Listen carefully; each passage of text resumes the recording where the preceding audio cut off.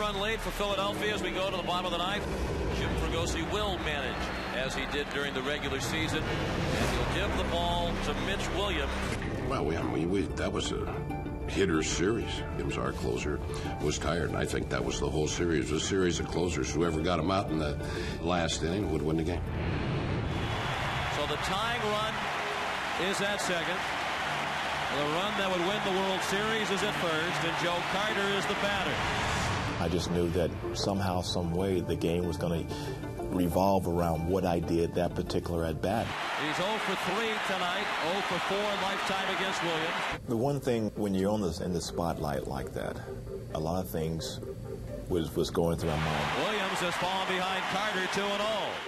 I was excited. I was happy to be in that moment because it seems like every time the game was on the line, I was up in that position. And my wife told me that every single time, and she hated it. And there's a strike. 2-1 on Carter.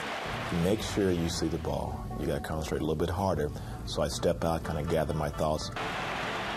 That was a flat-footed strike. Joe Carter, a flat-footed swing. And I know, I said, my wife is up there just squeezing someone's hand, and she's nervous. And I know all my friends are watching on TV.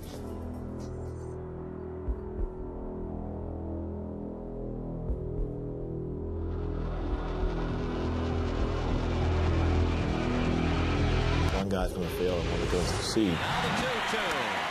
Well hit down the left field line. Way back in.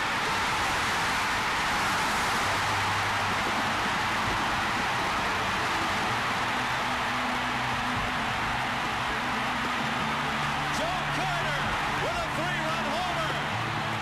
The winners and still world champions, the Toronto Blue Jays. And when I saw the ball clear the left field wall, I mean, I'm sitting there going, I don't believe this would happen. You know, this can't be for real. It was the loudest sound I've ever heard in my life. The sound inside the dome when he hit that ball was a deafening. I mean, the sound of the crowd and the noise in there, it was just, everything was in slow motion for about 10 seconds. And the first thing that goes to my mind is make sure you touch all the bases. So I'm jumping up and down. As I'm leaping, I get to first base, and I stop my jumping to make sure I touch first base because I'm not going to miss any base.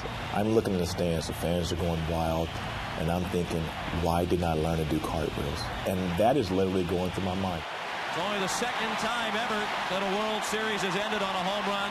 The other, the memorable home run by Bill Mazeroski of the Pirates in 1960. It was in the big game, and that's the joy that you get out of playing baseball. You're looking for that special moment, and Joe Carter made it special for us that day. To be able to come through in that situation, tremendous feeling. And then on the other side, I'm able to recognize exactly what Mitch was going through. And a heartbreaking end to the season for the Philadelphia Phillies. After that home run, it's like you kind of feel for, what had transpired because, you say, look, this is a great moment in history. This was something for a lot of fans to enjoy. But on the other side, there's a team that's very sad, and that was the Phillies. Two guys giving it their best. One guy's going to fail and one guy's going to succeed. But it doesn't mean that I'm a success and he's a failure because in my eyes, we were both successful. An incredible ending to a postseason that had many remarkable and